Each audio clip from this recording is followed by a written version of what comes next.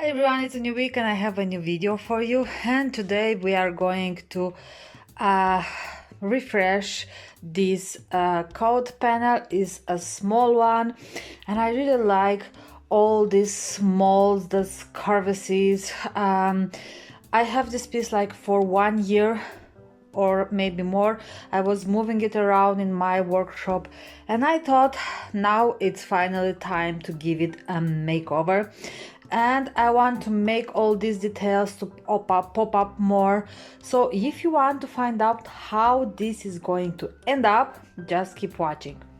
So first thing first, I'm gonna remove these hooks because I like them. I want to keep the patina, but I need to clean them, and also this is going to allow me to work easier, to paint easier, just not being concerned about painting around them because I don't want any paint on them.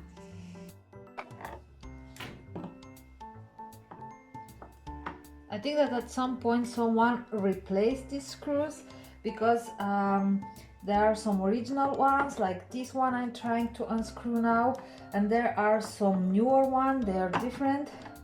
The color is also different.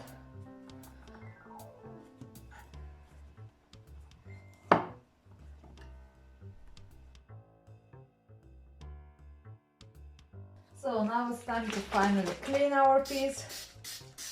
I'm gonna use some Dixie white lightning because this piece is super dirty, as you could see, and I don't want any of this dirt in my new finish.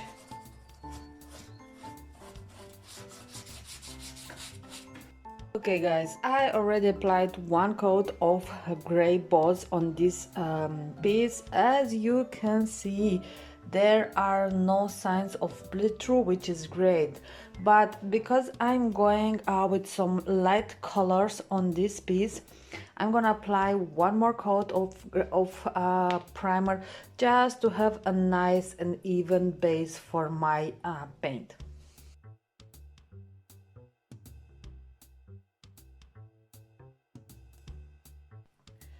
And now it's time to finally apply our paint, and I'm using Driftwood by Dixie Belle, which is a very nice warm gray, like with some beige undertones. I really like this color, although my initial plan was to use another color, but I have this can for a while and it starts already to dry, and at this point I really want to use all my old paints that I have in my stuff because I don't want to throw them away. And I really think this color is very beautiful. I don't know why I haven't used the entire can by now. So I'm not really concerned about having a perfect smooth finish because this piece is already so ornate.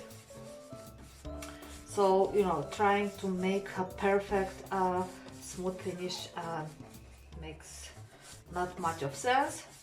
But anyway, I'm applying my paint in a thin coat, and I'm doing lots of stippling motions because it has so many crevices and corners, and I'm watering my paint a little bit more down because when the paint it's more runny, it goes very easy in all these small and narrow spaces.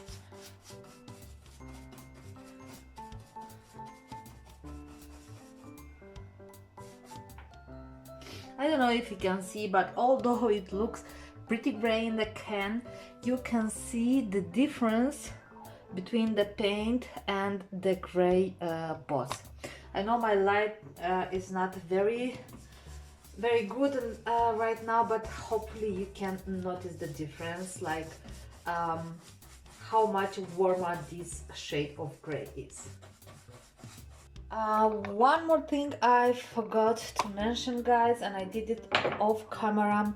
I caulked around all these joints just because they weren't look very nice, and once you put the paint on, it's going to look even worse.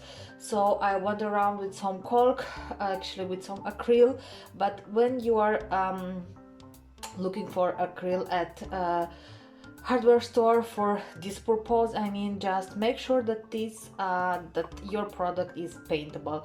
Apply it, wipe away any excess immediately, because once it dries, it's hard to remove. Let it completely dry and then paint. So first coat is nice and dry, and now it's time for the second one. And I'm allowing my coats of paint to dry for like about 2 hours, guys, but the dry time, it's also affected by your environmental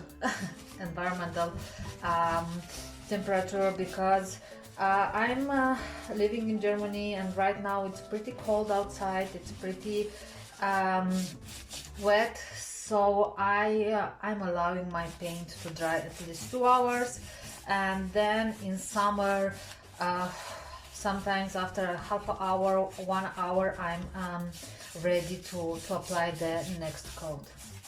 So just be aware of all these details. And now it's time to have a little bit of fun, and I'm going to take some drop cloth, also by Dixie Belle, and I'm going to do a little bit of dry brushing. By dry brushing, I mean just taking a bit of paint and unload your paint on a piece of cardboard I'm using, and just going very lightly over the surface, mostly on these beautiful molds, because I just want to bring them a little bit, to highlight them a little bit. So my paint is going to stay on all of the high points of this decor. So start with very small amounts of paint, and I'm barely touching the surface because I don't want to put too much, just a bit to make the details popping up.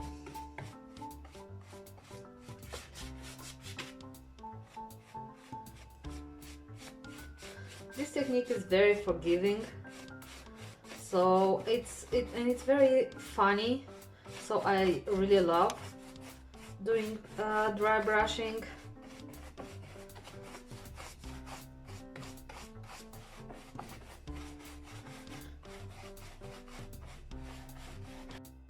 I decided to add a little bit more of interest to this piece. So even though I'm not distressing a lot lately, and distressed look is not really my cup of tea, but I feel like distressing this piece is just giving it a little bit more of character and authenticity, since this coat panel is pretty old. So I'm taking some old, it's 80 grit sandpaper, because this piece is also had the primer, and I need a coarser grit just to be able to sand through the primer until the dark wood. So let's have some fun.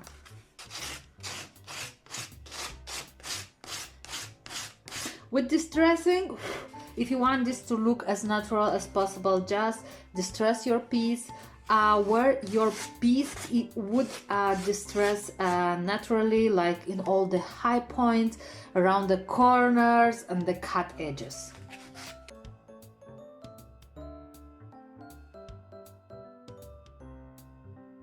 And now let's apply some top coat. I'm using a Dixie Belle clear coat in flat. I'm gonna apply this in thin coat. It's very important to work with a small amount of top coat as you can when you have pieces like these that are very ornate, because the clear top coat, it's a little bit runny, and it can just stay in all these crevices and create build-ups. So just work with small amounts,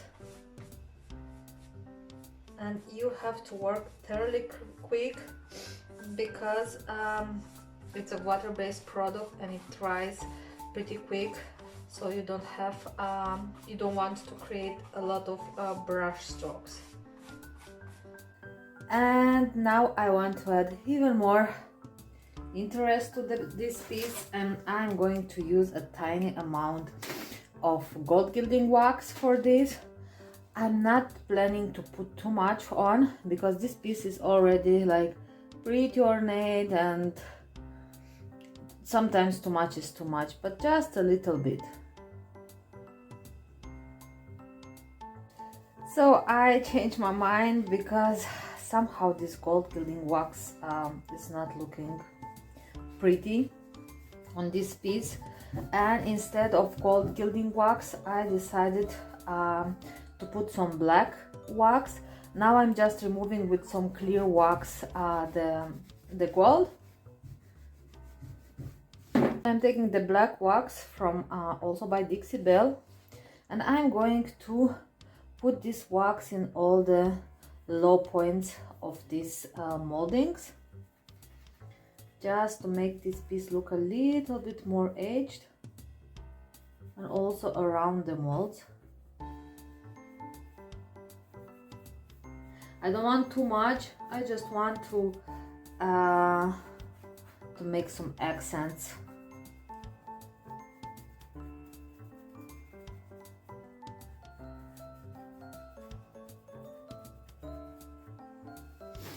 And then I'm gonna take a microfiber cloth, a clean microfiber cloth, and I'm going just to remove any excess.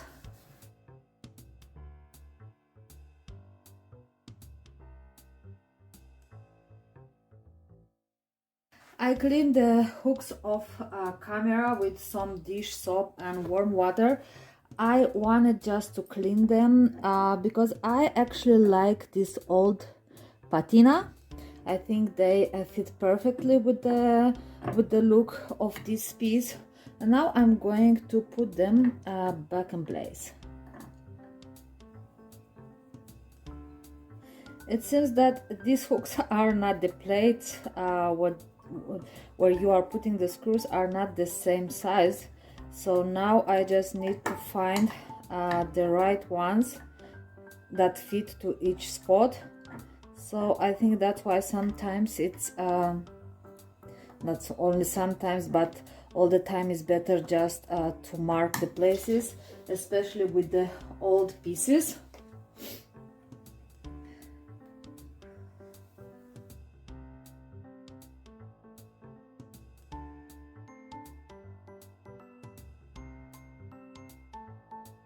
Okay guys, so we are done here. As you can see, I also added some small touches of gold gilding wax on these hooks because I wanted them, they were a little bit too rusty. Now they have a beautiful patina. It was a pretty easy and fun project. I really love this old world look because this piece is also very old, and I think it makes it justice. So if you guys like it, please give me some thumbs up, leave me a comment below if you have any questions, and don't forget to hit the subscribe button. Thank you so much for watching, and I will catch you next time.